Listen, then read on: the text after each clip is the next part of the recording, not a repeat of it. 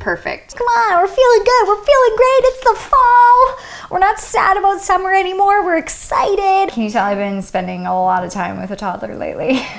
Things are a little bit panicked around here lately. If you got any leads on some part-time childcare, let us know.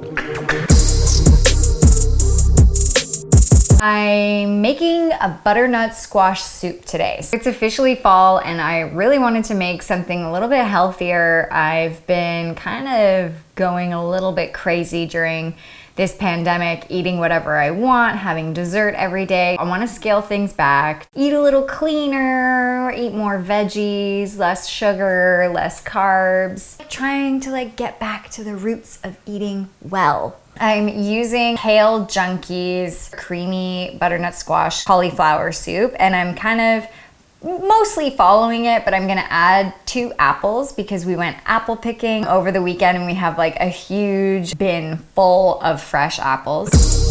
I read about the basics of making soup in the silver palette the other day. The first one is a rich homemade bone broth. Obviously this is the most ideal thing, but if you don't have time, you can buy it at your local butcher. You can buy it at most grocery stores in the frozen section. Or if you don't even have time for that or are on a budget, you can get bouillon cubes. They're a great alternative. Remove the soup from the stove and allow it to cool slightly before pureeing. Cook onion long and slow in butter.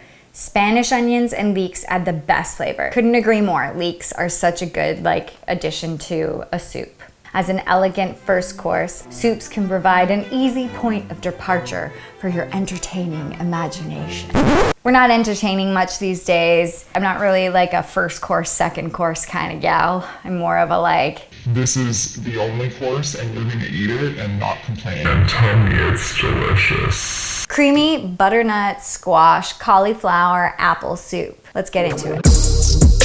The first step is just to add oil to your pot and heat it up. We're gonna dice up our onion into a rough chop. Add that to the pot. We're gonna let that cook for a little bit, about 10 minutes. 1 tablespoon turmeric, 1 tablespoon cumin, and a teaspoon of coriander, and then a teaspoon of salt. You can always add more salt at the end. I don't like over salting. Now we're gonna add in our mashed garlic that's been roughly chopped as well. Let that cook for about another minute and give it a stir. And now we're gonna chop up all of our veg into 1-inch pieces. So we're gonna add in the broth, bring it to a boil, add in the cauliflower, the butternut squash, and the apples. If there's not enough broth in the pot to cover all of your veggies, just add a little bit of water. Bring all of this to a light boil, cover and reduce heat to low, and simmer for about 20 to 25 minutes. You can scoop the soup into your blender and blend it to make a puree, but I like to use my immersion blender. I highly recommend getting one of these if you don't have one. It just makes making soups so much easier. You might have to do this in 2 batches if you're doing it in a blender because this makes a ton of soup. So if you don't want so much soup, just have this recipe. Okay, so now I'm gonna add in my coconut milk. I got full fat coconut milk. Oh my God, I can't wait to eat this. Now is the time to taste your soup. Make sure it's got, enough salt, enough pepper. Make sure it doesn't need anything.